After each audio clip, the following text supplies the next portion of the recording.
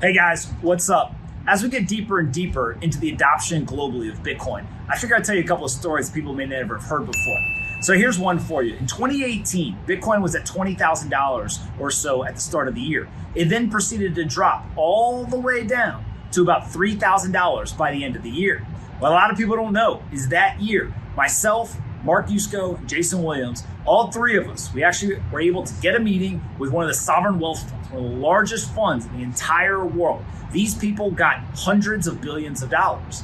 And so we sat down with them. We prepared a 20+ page white paper on Bitcoin. We explained what it was, how it worked, what the risks were, what the potential pros to it were, what they could do from an asset allocation standpoint, how the past price history had worked. Every single thing you could possibly want to know about Bitcoin at that time, we put into that paper. Some of the people from their team came in, we went ahead, we met with them, we presented the entire thing, we talked through all the nuances of it. At the very end of the meeting, they asked us, what exactly should we do? Our ask to them was give us, at the time, about $1 billion. We're gonna go ahead and we're gonna buy 210,000 Bitcoin, a percentage of the network, and we're gonna give that to the sovereign wealth fund. You're gonna hold on to it, you're never gonna sell it. You're gonna become one of the richest nations in the entire world.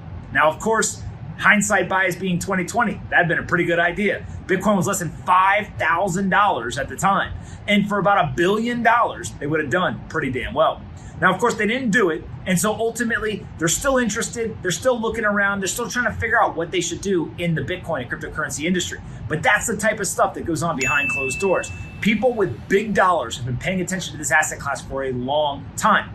Now, that sovereign wealth fund didn't actually get into the game, but we've seen many, many other sovereign wealth funds go ahead and actually start to allocate capital to this industry. Some of them have decided to go ahead and buy the assets themselves. Other ones have backed individual companies in the industry. And even others have gone ahead and actually invested with asset managers or investors and said, we're going to give you money and you go ahead and you get us the exposure.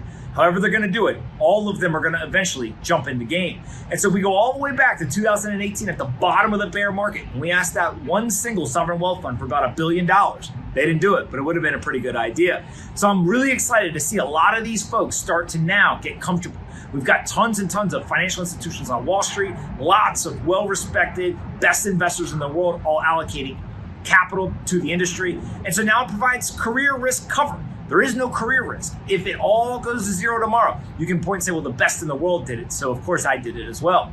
That, my friends, is the ultimate opportunity. We've got individuals in the game. We've got corporations. We've got a lot of Wall Street institutions. But the sovereign wealth funds, we need them. They're coming. And I can't wait to see what they do when they decide to start pouring billions, tens of billions, in some cases hundreds of billions of dollars over the coming decade or two into this industry. It's going to be absolute fireworks. So pay attention, sovereign wealth funds. They definitely have been snooping around for a while. But when they start to allocate, they're going to come hot and heavy.